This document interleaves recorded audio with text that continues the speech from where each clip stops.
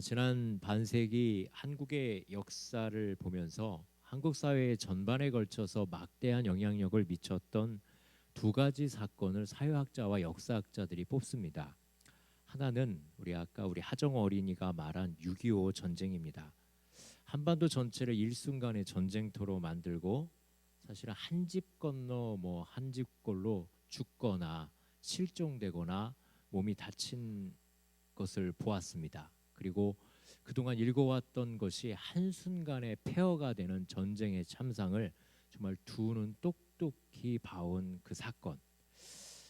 그래서 이 끔찍한 일을 다시는 겪지 아니하려고 그 전후 세대들이 전쟁을 방지하기 위해서 참 노력을 많이 했습니다.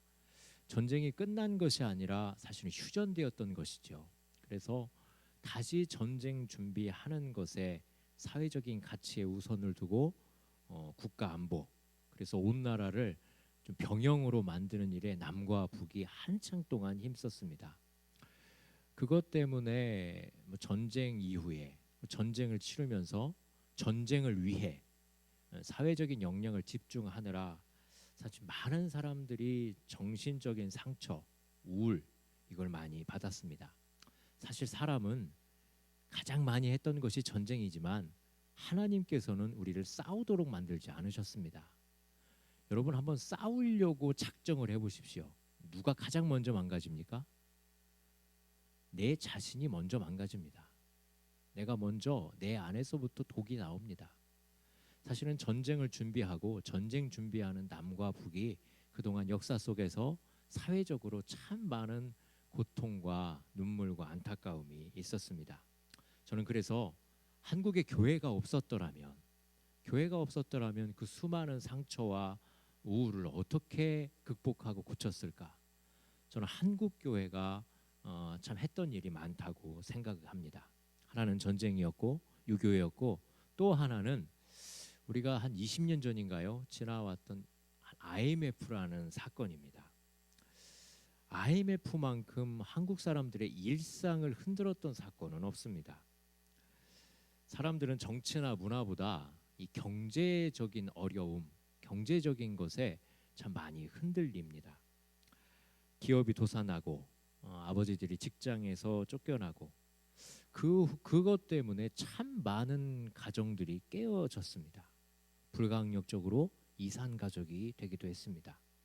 물론 그때 그 IMF가 있든지 없든지 별 영향 없이 잘 살았던 사람들도 있고 그때에 더 많은 재산을 이제 쌓은 사람들도 있지만 그것이 곧 사회적인 갈등으로도 이어지고 계급 갈등으로 불거져서 전쟁 못지않은 영향을 끼쳤던 것이 이 IMF 사건입니다. 그래서 이 IMF 이후에 이 한국 사회에 참 많이 등장했던 용어, 화두가 뭐냐면 갈등, 절망, 소외라는 단어입니다. 절망과 소외. 주로 큰 전쟁이 일어난 다음에 실존주의 철학자들이나 작가들이 현대인들을 묘사하는 그 용어가 절망, 소외입니다. 절망.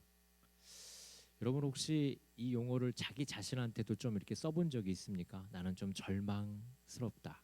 절망스럽다. 내가 왜 사는지를 잘 모르겠다. 또 무엇을 위해서 내가 이렇게 열심히 움직이는지 모르겠다. 그리고 내일 내가 뭐 해야 될지 그 희망을 찾지 못한다. 절망. 우리에게 충분히 있을 수 있습니다. 그 소외.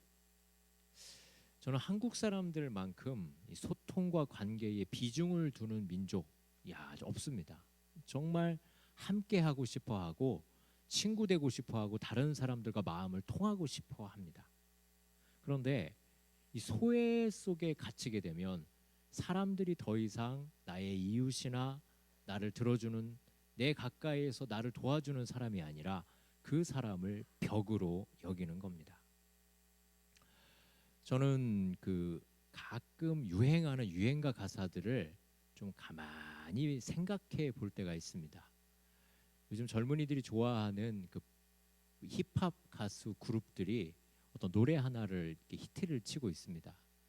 근데 그 가사를 이렇게 보면요, 그 시대에 유행했던 가사를 보면 그 시대의 사람들의 마음을 정말 읽을 수가 있는데, 이 힙합 가수들이 부르는 루저라는 노래입니다. 루저, 패배자라는 노래예요.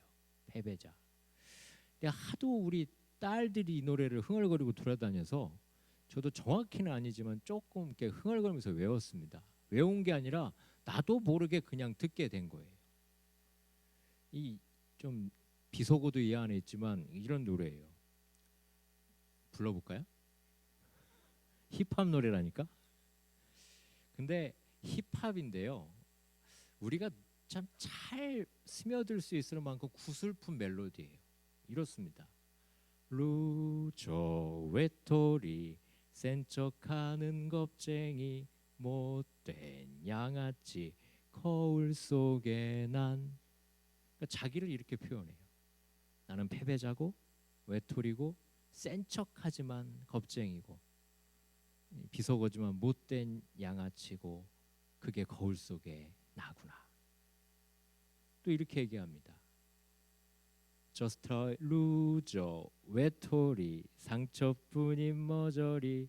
이 음은 제가 잘 모르겠어요. 더러운 쓰레기, 거울 속에 난. 젊은이들이 거울을 이렇게 바라보면서 이 구슬픈 멜로디에 맞춰서 이 노래 가사를 합니다. 메시지가 좀 외롭죠. 우울하죠. 어떻게 보면 절망이 깔려 있습니다.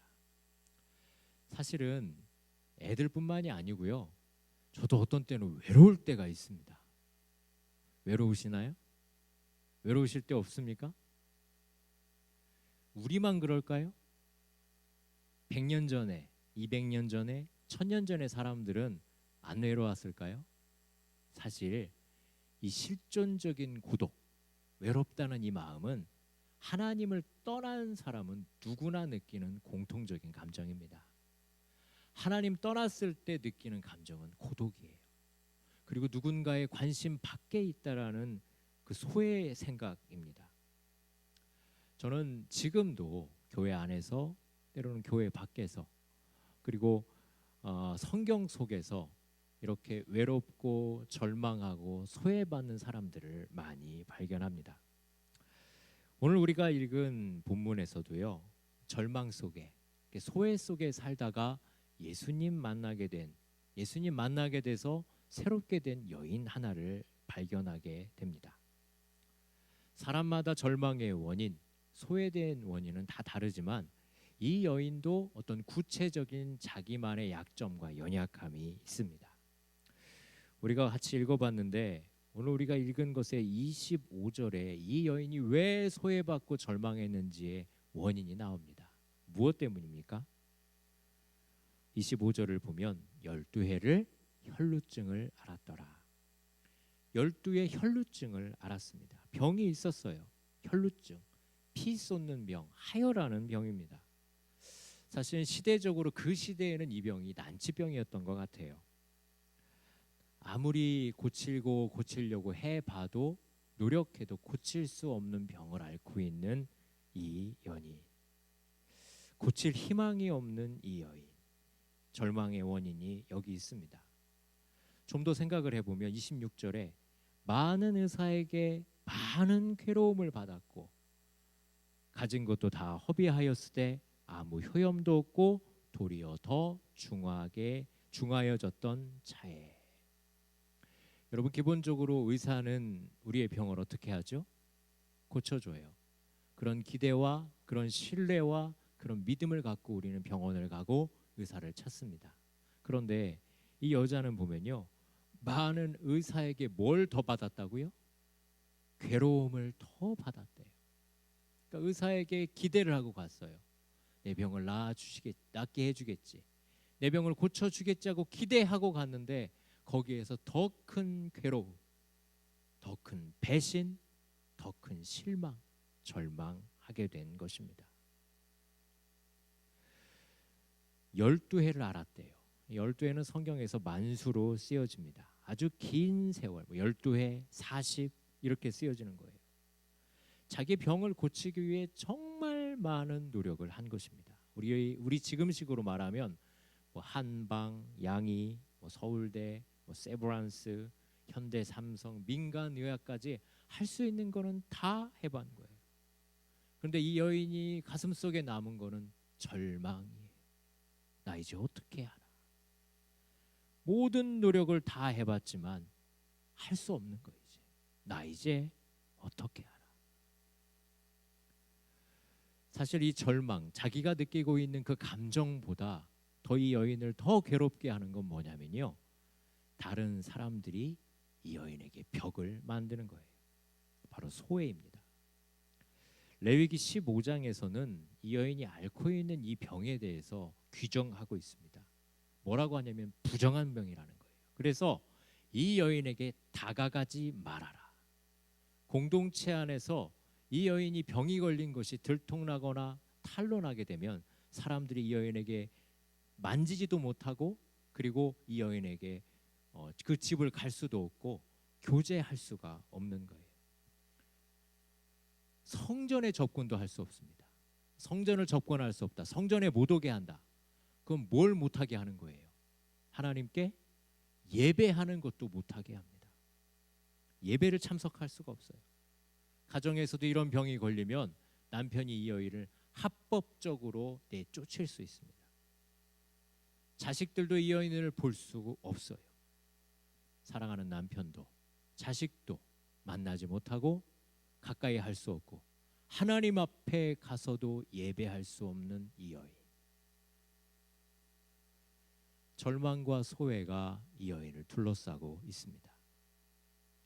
사실 이러한 절망과 소외는 아까 우리가 고백했듯이 이 시대에만 있는 것이 아니고 모든 시대에 다 있었고 지금 우리에게도 있습니다. 이렇게 자기 인생에 대해서 절망하거나 다른 사람들에 의해서 소외받는 사람들이 우리 중에도 있습니다. 아마 이 12의 혈루증 앓던 여인은 자기의 이 절망과 자기의 소외를 참 기가 막히게 숨기고 여기까지 어렵게 살아왔을 것입니다.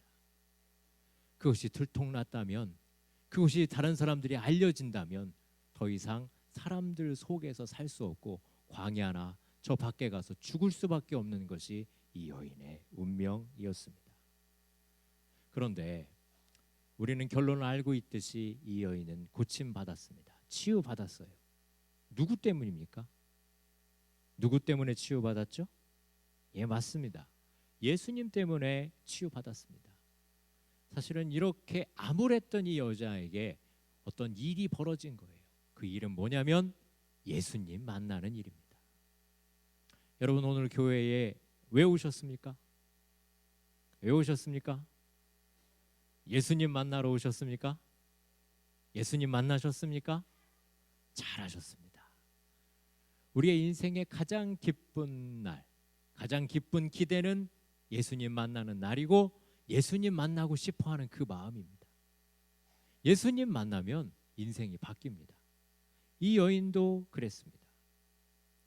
오늘의 27절 본문의 27절을 보면 이렇게 12해 혈루증 앓던 절망과 그리고 소외 속에 살고 있는 여자에게 이런 소문이 들립니다. 예수의 소문. 누구의 소문이요? 예수의 소문이 있습니다. 그걸 들었습니다. 그리고 무리 가운데 끼어 뒤로 와서 그의 옷자락에 손을 댔습니다. 저는 오늘 27절에 어떻게 생각하면 우리의 삶의 기적을 경험하고 놀라운 일을 경험하게 되는 우리가 해야 될 두 가지 동사, 두 가지 동작이 여기에 나와 있습니다. 하나는 뭐냐 하면 듣고라는 단어입니다. 기억하십시오. 뭐라고요? 듣고. 그리고 또 하나는 손을 댔다라는 동작입니다. 듣고 손을 대었다.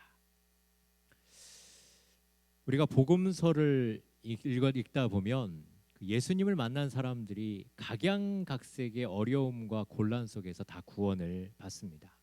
치료를 경험하고 인생이 새로워집니다. 그런데 그런 사건을 기록한 대목마다 이 두 가지 단어가 어김없이 등장하는 거예요. 하나는 뭐라고요? 듣고. 또 하나는 뭐라고요? 만지다. 근데 다른 쪽에서는 믿다라는 단어도 많이 나와요. 하나는 듣고 하나는 믿을 때. 하나는 듣고 또 하나는 뭐라고요? 믿을 때. 이거 반드시 기억하십시오. 이건 밑줄을 쫙 그셔야 됩니다. 자기 가슴 속에 새기고 가셔야 돼요. 내가 듣고 믿을 때. 복음서에 예수님 만난 사람들은 이거 두 가지 확실하게 해서 그의 인생이 다 변했어요. 요한복음 5장 24절에 이렇게 말씀되어 있습니다. 내가 진실로 진실로 너희에게 이르노니 내 말을 듣고 또 나 보내신 이를 믿는 자는 영생을 얻었고 심판에 이르지 아니하나니 사망에서 생명으로 옮겼느니라. 사망에서 생명으로 옮기는 데에 우리가 해야 될 것은 듣고 예수님 믿는 것입니다. 27절에도 이 여자는 예수님의 소문을 들었습니다. 이 듣는 이 복음의 소식이 이 여인의 운명을 바꿨습니다. 교회의 역사와 복음이 전해지는 곳마다 일어나는 분명한 사실이 있습니다. 예수님 소문 들으면 그 소문 들은 사람 운명이 바뀝니다. 삶이 달라집니다. 사실은 저도 그랬고 여기 앉아서 그것을 기억하고 있는 여러분들도 그랬습니다. 일명 팔자가 바뀌는 것입니다. 구구절절하게 그렇게 구질구질하게 살아야 될 팔자가 어떻게 바뀌는 거예요? 아니, 팔자가 어디서 나왔는지는 모르겠지만 요것만큼 우리 어머니들과 여성분들의 이렇게 마음을 확 이렇게 여자 팔자, 뭐 뒤홍박 팔자라고 하잖아요. 내가 앞으로 살아가야 될 그 길이 완전히 바뀌어진 거예요. 여러분, 예수님이 여러분의 삶의 복음이십니다. 예수님이 구원이십니다. 예수님이 소망이십니다. 예수님이 생명이십니다. 이것이 우리 신앙의 핵심입니다. 저에게 설교를 하라고 딱 1초만 주어지면 저는 예수 하고 끝날 것입니다. 5초가 주어진다면 예수 잘 믿으시오, 이거 할 겁니다. 한 일주일 부흥성회를 하라면 그 예수님을 어떻게 하면 잘 믿을 수 있을지 풀어 설명할 것입니다. 예수님 잘 믿고 계십니까? 예수님 붙잡고 계십니까? 그것이 우리 신앙생활의 핵심이요 능력입니다. 소망도 없고 절망하고 다른 사람이 자기를 찾아와 주지도 않고 내가 찾아가도 억지로 그것을 꽁꽁 숨겨서만 다른 사람과 소통할 수 있는 이 여인에게 예수님 오신다는 소문이 들렸습니다. 우리 마을을 지나가신다. 눈이 번쩍 띄었습니다. 예수님이라고? 소문으로만 들었지만 죽은 자를 살리고 병든 자를 치유하고 사람들의 운명, 인생을 바꾸어 주시는 분. 이 여자는 벌써부터 그 예수님에 대한 소문을 들었습니다. 근데 그 소문을 들었을 때 벌써 이 여자의 마음 가운데는 예수님이라면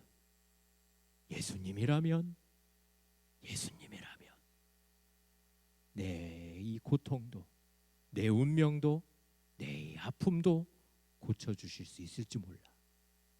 그 마음의 믿음과 기대가 스물스물 올라오고 있었습니다. 여러분, 이 복음 가지고 계십니까? 이 세상에 이 복음이 필요할까요, 안 할까요? 예수님이면 당신을 고치십니다. 예수님이면 당신을 바꾸어 주십니다. 예수님이면 이 사회와 이 나라도 바꾸어 주십니다. 우리가 믿을 때에 정말로 그 일이 일어납니다. 이 여인이 그 얘기를 듣고 예수님 오신다는 얘기를 듣고 어떻게 했습니까?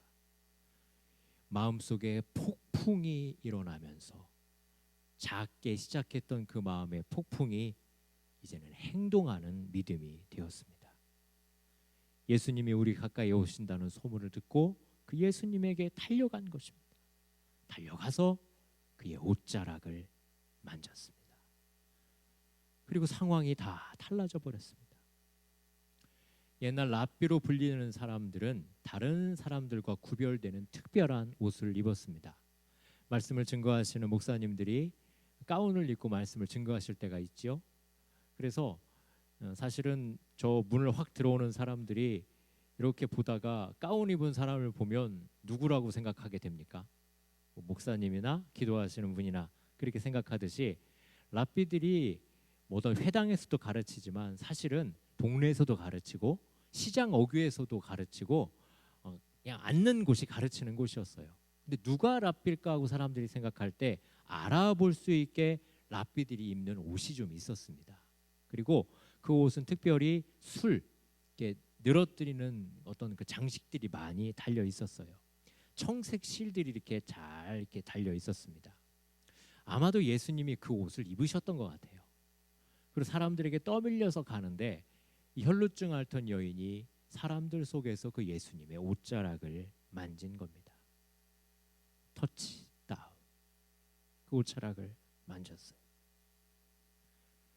정말 많은 사람들이 그 주변에 있었습니다. 정말 많은 사람들이 또 예수님을 만졌습니다. 여러분 이 시간에 예수님이 여기 지나가시면 여러분들은 그 예수님 만질 거예요? 안 만질 거예요? 어딜 만지겠습니까? 믿음대로 만지는데 어떤 사람은 머리털을 뽑아야지, 신발 하나는 얻어야지, 만질 거면 예수님의 가슴을 만져야지. 어딜 만질 겁니까? 막 목표하는 것이 다 있을 거예요. 예수님이 그 동네에 가신다는 소문을 이 여자만 들은 것이 아니고 많은 사람들이 들어서 제자들이 통제할 수 없을 정도로 모여들었습니다.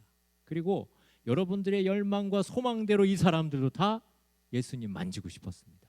그리고 진짜 가서 만졌습니다. 만질 때 어떤 생각과 마음을 가지고 만졌을까요? 아마 여러분들이 지금 가지고 있는 그 마음과 그 생각을 가지고 예수님을 만졌어요. 갖가지 기대, 갖가지 소망, 갖가지 사정을 가지고 예수님을 만졌습니다.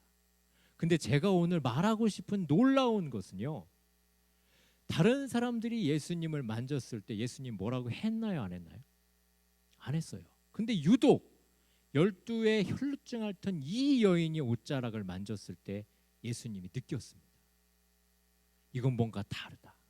아니, 다른 사람들이 다 예수님을 만졌는데 이 여자의 만짐은 달랐다는 거예요. 중앙교회에 수많은 사람들이 주일날 교회에 와서 하나님께 예배하고 기도하고 간절히 하나님, 내가 주님의 옷자락 만지기 원합니다 하고 다 만져대는데 그 중에서도 우리 하나님이, 우리 주님이 느끼시는 독특한 만짐이 있다라는 거예요. 누가 나를 만졌냐? 누가 나를 만졌느냐? 이 여인이 가진 그 독특함이 무엇일까요? 다른 사람과는 다른 그 독특함이 무엇일까요? 그 만짐은 믿음의 만짐이에요. 여러분 28절 한번 읽어보십시오. 우리 같이 읽습니다. 시작. 이는 내가 그의 옷에만 손을 대어도 구원을 받으리라 생각하밀러라. 여기에 이 여자가 지긋지긋하게 자기를 괴롭혔던, 어떻게 생각하면 자기 인생의 절망, 소외를 벗어나는 포인트가 여기 있습니다. 믿음이에요. 믿음의 만짐이에요. 믿음의 터치예요. 다른 사람들은 호기심에, 어찌나 보자, 어떤 사람들은 욕심에, 어떤 사람들이 남들은 다 하니까 나도 같이 그 붐에 떠밀려서 남들이 뭐 하나, 어디를 하나 거기에 했지만 이 여인의 만짐은 자기 가슴에서부터 울려나는 믿음이 있었어요. 그걸 누가 알아보십니까? 우리 예수님 단번에 알아보십니다. 저는 우리가 믿음 그렇게 말들 많이 합니다. 믿음으로 구원받고 믿음으로 큰일을 하기도 하고 하나님이 가장 좋아하시는 것이 믿음이다. 그럼 그 믿음이라는 게 무엇일까? 이건 믿음이 무엇입니까? 저는 오늘 새가족부 예배 드릴 때도 거기에서 믿음이 무엇일까요? 하고 얘기했습니다. 오직 의인은 믿음으로 말미암아 살리라 한다 하셨는데 그 믿음이라는 게 무엇일까? 그거를 신학적으로 때로는 철학적으로 그 말의 의미에 대해서 생각하는 거는 이해하는데 사실은 분명히 한계가 있습니다. 저는 그래서 이 여인을 좀 두고 생각을 하는 거예요. 믿음은 무엇일까? 이 여인에게 믿음은 무엇일까? 우리는 어떤 믿음을 가졌으면 좋을까? 여러분, 믿음은요, 이 여인을 근거로 할 때 내가 믿는 그 대상과 나를 연결시키는 거예요. 뭐 하는 거라고요? 연결시키는 거예요. 결혼식을 하면 부부가 서약을 합니다. 그 서약의 중요한 전제가 뭐냐면 남자를 믿느냐, 여자를 믿느냐는 거예요. 그러니까 서로에게 서로를 의탁하면서 일생을 함께 살려 하냐는 거예요. 이 서로를 향한 믿음, 그 신뢰를 바탕으로 부부의 서약이 이루어집니다. 여러분, 만약 결혼들 다 해보셨으니까 뭐 미스와 미스터도 있긴 총각 처녀 총각도 있지만요. 결혼하게 되면 어떻습니까? 같이 사나요? 따로 사나요? 뭐 너무나 어리석은 질문이죠. 같이 살죠. 그리고 가진 것 네 거 내 거가 분명합니까? 그냥 공동입니까? 네 거 내 거가 있어요. 공동이에요. 요즘에는 네 거 내 거가 있대요. 헤어지기 좋게. 아니 무슨 결혼할 때 헤어질 걸 먼저 생각을 하고 결혼을 해요. 헤어질 걸 전제로 해서 가르기 편하게 해놓은대요. 어떤 사람이 독일의 어떤 남자가 헤어졌는가 봐. 아주 모든 물건을 다 반을 쪼갰어요. 차도 쪼개고 핸드폰도 쪼개고 옷도 쪼개서 그거를 전시를 해놨어요. 막 화가 많이 났는가 봐요. 쪼개지면서. 그래서 전시를 해서 경매에 붙였대요. 그래서 그걸 보면서 어떤 사람 우리는 쪼개지기 쉬운 걸로만 사자. 쪼개지기 쉬운 거. 그게 부부입니까? 헤어지기를 전제한 부부? 믿음은요. 결혼할 때의 그 믿음은 내가 결혼하는 그 대상과 나를 연결하는 거예요. 그가 나고 내가 그예요. 아무리 가난한 집의 여자가 부잣집에 시집 오라도 시집 온 순간 이는 부잣집 며느리가 되는 거예요. 내가 가진 소유가 그에게 그대로 흘러가는 거예요. 우리나라에도 다문화 가정들이 많으니까요.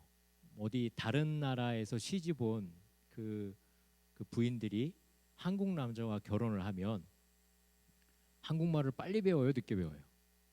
빨리 배웁니다. 아주 빨리 배워요. 한국 문화를 빨리 배워요, 늦게 배워요? 빨리 배워요. 뭐 하면서? 서로 사랑하면서 살아가면서 굉장히 빨리 배워요. 그래서 베트남의 아주 좋은 대학, 뭐 태국의 아주 좋은 대학, 뭐 미국의 아주 좋은 대학에서 한국학에 대해서 10년을 공부하는 것보다 그냥 한국 남자랑 1년 한국에 와서 사는 게 더 많이 배우는 거예요. 여러분 믿음은요 배워서 아는 것이 아닙니다. 내 마음을 다하여 뜻을 다하여 힘을 다하여 하나님을 사랑하고 우리 주님 사랑하고 함께 살 때에 가능한 거예요. 제가 오늘 새가족부에서도 이런 얘기를 똑같이 했습니다. 갑자기 오늘 설교를 시켜서 준비한 설교가 조금 흘러나왔어요. 여러분 우리 생명을 얘기할 때 주로 목숨이라고 하죠. 목. 누구를 뭐 죽인다, 없앤다 할 때 목을 친다라고 그래요. 목을 친다. 직장에서 목 잘렸다 그러면 어떻게 된 거예요? 직장에서 내쫓겨난 거예요. 그래서 생명을 이 목에 연관을 해요. 히브리어도 마찬가지입니다. 사람의 생명을 이 목에 연결을 해요. 근데 봅시다. 이 목의 역할이 뭐예요? 이 목 뭐 하는 거예요? 뭐와 뭐를 연결합니까? 머리와 몸을 연결합니다. 물론 몸이 백체가 다 중요하지만 사실은 상대적으로 진짜 중요한 영역이 다 목 위에 있나요? 목 아래에 있나요? 목 위에 있죠. 목 위에 있어요. 목 위에서 다 밑을 조정하는 거예요. 다 컨트롤해요. 보고 굉장히 중요하죠. 듣고 굉장히 중요해요. 말하고 또 음식이 어디로 들어갑니까? 어디로 들어가요? 입으로 들어가서 입으로만 들어갈 뿐이지 금방 목구멍을 통해서 금방 내려가요. 그래서 여기가 정말 중요하다고 사람들은 생각을 해요. 그래서 사람들은 지성, 그리고 보고, 듣고, 먹고, 판단하고, 생각하고 이것에 많은 시간을 투자합니다. 그런데 정말 우리 사람이 살아가는 것에 대해서 중요한 역할을 하는 게 뭐냐면 이 몸이에요. 이 몸이에요. 여러분, 교회의 머리는 누구십니까? 예수님이에요. 예수님 혼자 교회를 다 이끌어 나가실 수 있나요? 교회는 반드시 뭐가 있어야 돼요? 예수님의 몸이 있어야 되는 거예요. 우리들이 있어야 돼요. 저는 어떤 의미에서 보면 우리가 정말 우리 교회에서 기도 많이 해드릴 여러분, 담임 목사님이시고 목회자들이지만 그거 못지않게 몸된 여러분 굉장히 중요해요. 건강들 하셔야 됩니다. 여러분들 건강들 하셔야 돼요. 한 가정 한 가정들이 정말 건강하고 강하셔야 돼요. 그리고 무엇보다도 머리와 몸이 이렇게 연결될 때 무언가를 배우고 듣고 깨달은 것이 이 몸으로 되어질 때 실제 그의 인생 가운데 실현되듯이 여러분 많이 몸과 머리가 끊임없이 소통하고 교통하셔야 돼요. 저는 예수님으로 인해서 여러분들이 건강하시길 바랍니다. 예수님으로 인해서 여러분들이 많이 여러분들의 지경이 넓혀지시길 바랍니다. 말로만 보는 것만 듣는 것만 생각이 아니라 여러분의 발로 가고 손으로 만지고 그것들을 품고 껴안으시길 바랍니다. 말만 많이 하는 교회가 아니고 보기만 많이 하는 교회가 아니고 듣기만 많이 하는 교회가 아니라 실제적으로 그것들을 소유도 하고 다스리고 그것들을 활용하시길 바라요. 저는 이것이 참 건강이라고 봐요. 그게 바로 목숨입니다. 이게 목숨이에요. 그러니까 위와 아래를 연결해 주는 거예요. 위, 아래. 이걸 연결해야 돼요.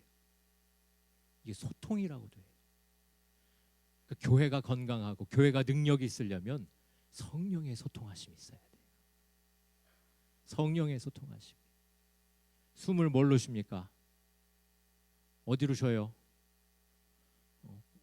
나는 코로 쉰다, 입으로 쉰다, 입파, 코파, 코든 입이든 숨을 들이마시면 어디로 다 들어가. 이게 여기는 잠시예요. 들어갈 뿐이고 이게 폐로 가서 폐가 움직여서 온몸에 산소를 공급합니다.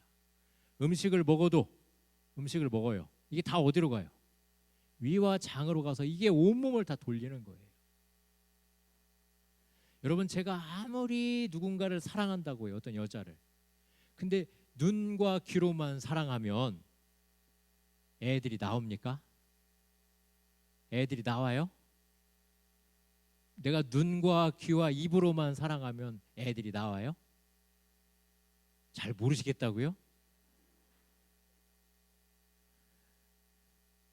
몸이 따라가야 되는 거예요. 따라가야 무언가 생산하고 생명이 일어나요. 여러분, 믿음의 삶은 몸에 가셔야 합니다. 움직이셔야 돼요. 여기서 이렇게 듣고 생각하고 끄덕여서 되는 게 아니에요. 저는 부흥은 다른 곳이 아니라 여러분의 삶의 현장, 거기서 주님과 함께 있는 것입니다. 교회에만, 목사님들에게만, 전도사님들에게만, 그런 분들만 하나님의 성령이 계신 게 아니고 여러분의 몸이 있는 그곳에 주님의 성령 계십니다. 그 예수님께 가서 듣기만 하는 게 아니고 믿기만 하는 게 아니고 내가 그 몸을 이끌고 가서 그 예수님 옷자락에 손 만졌을 때 역사가 일어났어요. 기적이 일어났어요. 요즘 신자들이 그냥 말로만 해요. 때 다 알고 있다고요. 이해하고 있다. 책 읽었어요. 내 머릿속에 다 있어요. 그러고 안 해요. 몸이 안 움직여요. 그러니까 주님도 그렇다고 치자, 받았다고 치자, 이해했으니까, 알고 있으니까 실제적으로 안 주시는 거예요. 사랑하는 여러분, 저는 여러분들이 주님의 복을, 은혜를 손으로 만지고 그곳에 가고 그 은혜를 껴안으시길 바랍니다. 그래서 이 메르스가 저는 빨리 지나가야 우리 성도들하고 악수도 하고 끌어안기도 하고 등도 두드리고 몸으로 부딪히고, 저는 이게 교회라고 믿습니다. 여러분, 예수님의 제자들의 강점이 뭐예요? 예수님과 함께 먹고 마시고 그를 만지고 어우러진 거예요. 저는 이 예배라는 것, 말씀을 끊임없이 하나님의 말씀을 반복하고 반복합니다. 말씀은 예수님이에요. 우리가 예수님을 보고 또 만지고 어우러지는 거예요. 그러면서 그분 안에 있는 생명이, 그분 안에 있는 능력이 말씀을 통해서 내 안에 스며드는 거예요. 그 주님과 함께 가는 거예요. 사랑하는 여러분, 저는 주일날 새벽 예배로 오셨던, 수요 예배로 오셨던, 아니면 구역 예배로 모이셨던 예배 가운데 여러분들이 들고 나아갈 때 그 주님과 함께 동행해서 나가시길 바랍니다. 그래서 여러분 만지시고 붙잡으시고 그분의 손에 이끌리시길 바랍니다. 예수님께 만졌을 때 예수님이 내 몸에서 능력이 나갔다고 했어요. 권세가 나갔대요. 기적이 나갔대요. 뭐 했대요? 만졌을 때. 실제로 변했던 거예요. 실제로 체험했던 거예요. 무슨 일이 일어났던 것입니다. 제가 아까 결혼 얘기했는데, 만지고 믿음으로 주님과 연합되었을 때 주님의 권세가 내 권세가 됐고, 주님의 마음이 내 마음이 됐고, 주님의 눈물이 내 눈물 되고, 주님께서 바라보시는 것을 나도 바라보고, 주님이 가슴 아파하시는 거 나도 가슴 아파하게 되는 거예요. 이것이 믿음으로의 영적 연합입니다. 사랑하는 여러분, 이 복을 받으시길 바랍니다. 주님의 마음을 가지시길 바랍니다. 만질 때 가능했어요. 주님의 능력이, 주님의 마음이, 주님의 권능이 그 안에 밀고 들어올 때 이 여자는 몸만 나은 것이 아니요, 어떻게 생각하면 주님의 마음도 알게 되었습니다. 누가 내 옷에 손을 대었느냐? 예수님께서 물으셨을 때 여자가 쭈삣쭈삣하면서 주님 앞에 나옵니다. 33절에 여자가 자기에게 이루어진 일을 알고 두려워하며 떨며 와서 그 앞에 엎드려 그 사실을 엽주니. 저는 찬송가 중에 좋아하는 찬송 참 많습니다만은 혼자 부르고 있을 때 내가 정말 이렇게 살아야겠구나 하는 찬송은 288장, 예수를 나의 구주 삼고 성령과 피로써 거듭나니 이 세상에서 내 영혼이 하늘의 영광 보리로다. 이것이 나의 간증이요, 이것이 나의 찬송일세. 나 사는 동안 끊임없이 구주를 찬송하리로다. 아마 이 여자는 이 노래 불렀을 것 같습니다. 주님 만나니까 다 변해버린 거예요. 이제까지 내가 어떻게 살았던지 주님 만나니까 변한 겁니다. 우리 이 찬송 같이 한번 불러볼까요? 288장입니다.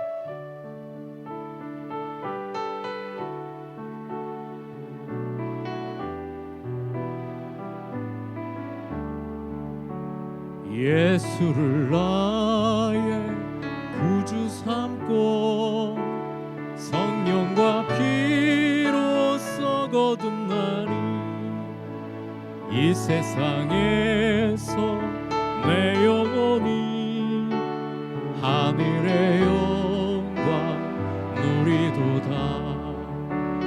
이것이 나의 간증이요, 이것이 나의 찬송일세.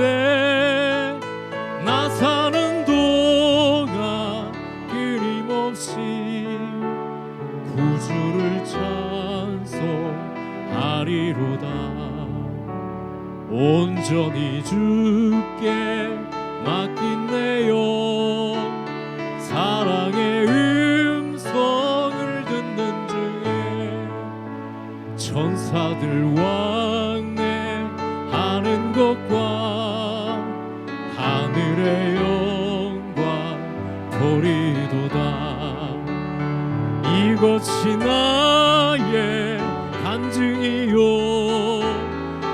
이것이 나의 찬송일세. 나 사는 동안 끊임없이 구주를 찬송하리로다. 주 안에 기쁨 누림으로 마음의 풍랑이 잔잔하니 세상과 나는 간 곳 없고 구속한 주만 보이도다. 이것이 나의 간증이요 이것이 나의 찬송일세. 나 사는 동안 끊임없이 구주를 찬송하리로다.